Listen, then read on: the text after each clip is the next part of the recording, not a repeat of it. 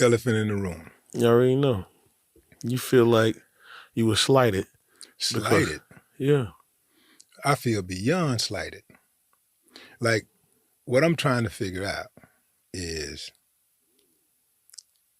first of all, like, I asked you Wednesday when we left here, I said, what you got for the weekend? You said, I'm finna go fuck with this Grammy'S thing. I said, all right, man, safe travels. Because, you know, that's how we do it. Saturday come, I'm online, and an article comes across about the Grammy'S. And I see Ghetto Boys' Scarface in the lineup. Let me see that.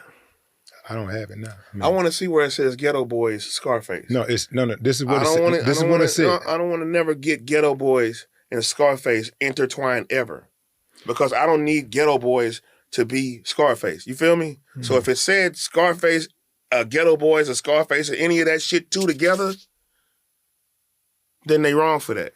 Yeah. Because I can stand on my own 2 feet with no Ghetto Boys. And this is why. So this is why what was so baffling, because everybody knows that, right? You carved out a place in history for yourself. You were so good at what you did as a solo artist. You get that. Can't nobody deny that. So ain't no hate, ain't no jealousy whatsoever. You know, remember, I'm the one that said, hey, man, you ought to call yourself Scarface. You know what I'm saying? So I ain't gonna never hate on you. Never. I mean, when I see you winning, I see Ghetto Boys winning, because we are a group. So when somebody start talking about Scarface standing on his own, I said to myself, I said, well, Scarface got enough hit songs where he don't need to be doing a Ghetto Boy song. He could have just done a Scarface song.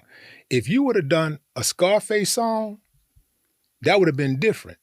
A Scarface song is a Scarface song. That's on Scarface's catalog, not Ghetto Boys' catalog. And to do a song that's from the Ghetto Boys catalog, My Mind's Playing Tricks, a song that I co-wrote, and to not have me included in that moment. Let's go back to how the song came about too, because you did have a verse on that record. Those 3 verses, we all know where those 3 verses and that music came from. You put another verse on it. But do you recall back when you heard that song and Jay was trying to get you to rap on that motherfucker that you didn't like it? Do you remember that? I don't know if I didn't like the song, but I didn't think it was anything phenomenal. Okay, well, it's phenomenal. Yeah. And actually, now that I think about it, it's a lot of shit that I do that's phenomenal. And I think that the reversal of trying to put that shit on me because you didn't go there to the Grammys is fucked up. Because my phone rang, okay? And if a motherfucker didn't reach out to you, it's not my fault. So don't put that shit on me, Willie. That's not cool. Okay. I'm not cool. And if I perform that song, I don't get mad when you go out and perform that song, bro. And I wouldn't even give a fuck if you got the call. That's not how I'm made. Like, I don't care about that. Have you ever went out and performed My Mind Playing Tricks somewhere before without me? Many times. Okay, well, me too. So I was scrolling through the internet, and I'm a hip hop head, so this actually bothered me. I'm gonna just make this one short and brief. Scarface was wrong. Like, my nigga, you recorded the song with Willie D. We understand that My Mind Playing Tricks on Me has 2 versions. The first version has Scarface with, I think if I'm not mistaken, 3 verses. And then the remix is him, Willie D, and Bushwick Bill. You wrong. Don't matter how you slice the cake. The remix was the one that went. It was the one that blew. Bushwick Bill ain't here no more. So considering that this was the Grammys and you got a chance to perform it in front of new audiences, old audiences, and the fact that Willie D has never got his just due, right, with the Ghetto Boys. Scarface took off. The Ghetto Boys was hot, I think, from 1993 to about 90. I won't even say 93. I'll say they were hot from 1994 to like 96. Then Scarface had a run from, I want to say, he was hot 96 to about 97. And then again in 2005.